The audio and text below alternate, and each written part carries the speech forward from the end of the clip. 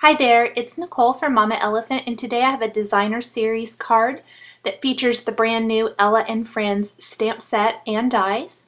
And I've paired that with the Femme Frames stitched rectangle and scallop die, and then a pretty pink posh, the little peekaboo opening.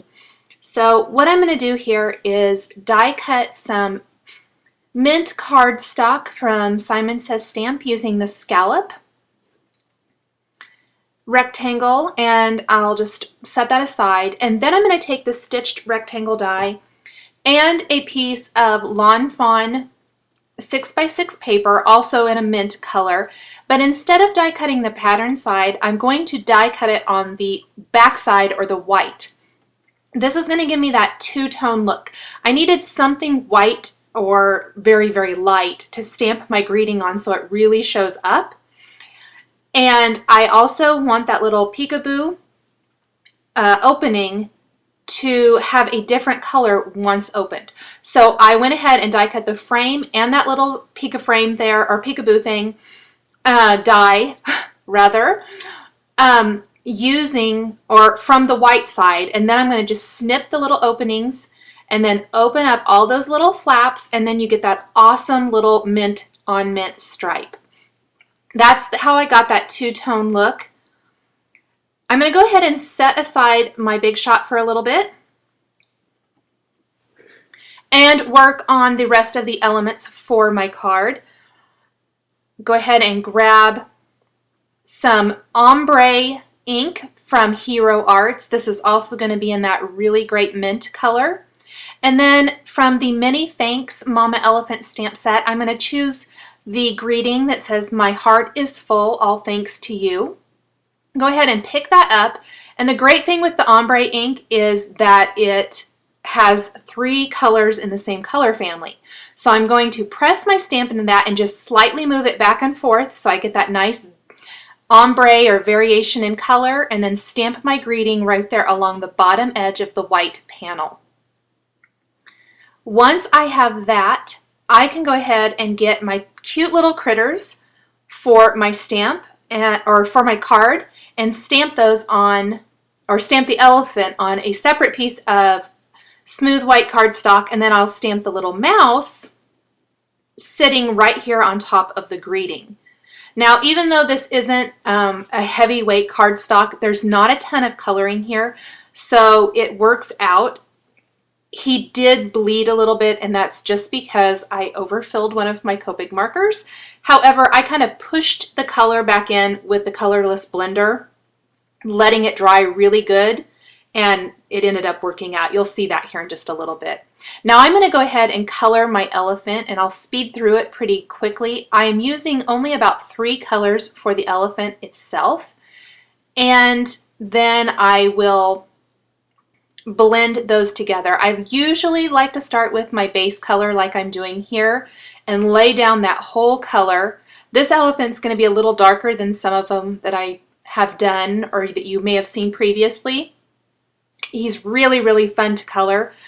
I generally kind of stick with the gray tones, and I went with a little bit darker for these instead of lighter.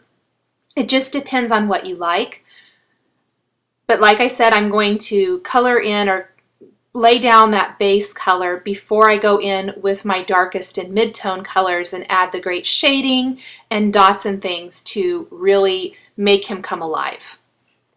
So I laid down some of my darkest color, and then I'm going in with my mid-tone and blending that out.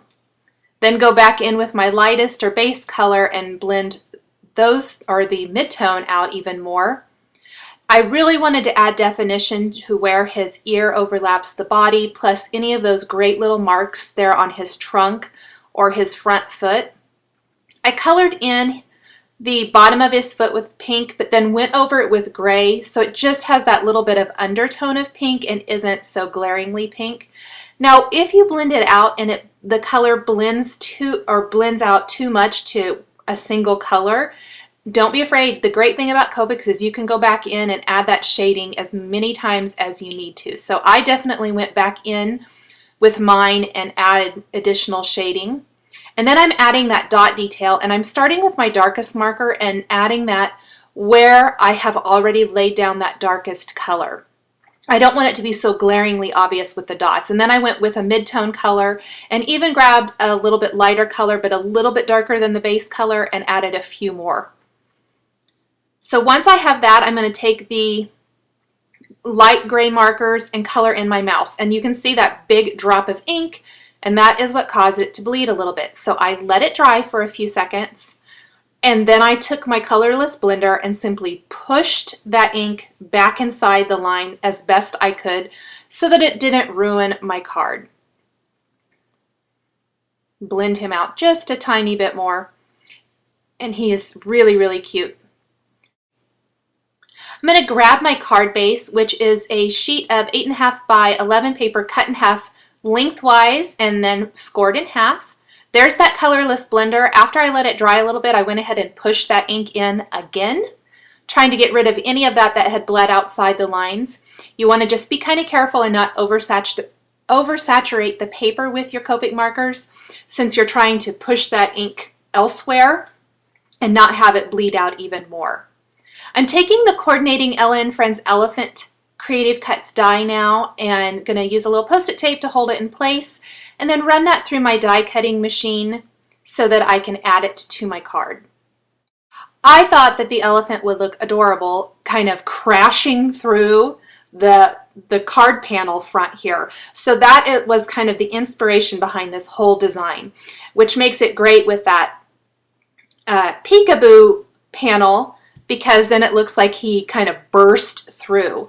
So this is everything for the card now. I'm going to go ahead and darken his eye with a black gel marker, the mouse as well, and then secure everything down.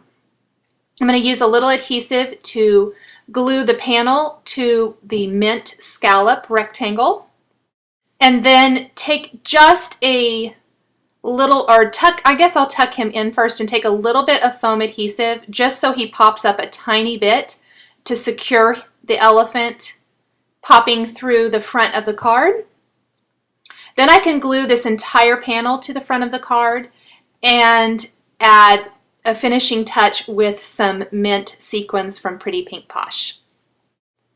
So I'm going to use my favorite Zotz Bling glue dots to attach those sequins really easily. There's no liquid adhesive that will squish out underneath them and cause any, kind of ugly little globs of glue. Once I have all those glued in place, my card is all finished. Thanks for watching this video showcasing the brand new Mama Elephant Ella & Friends stamp set and Creative Cuts dies. The supplies I've used are listed and linked below the video on YouTube. Thanks for watching, and we'll catch you next time.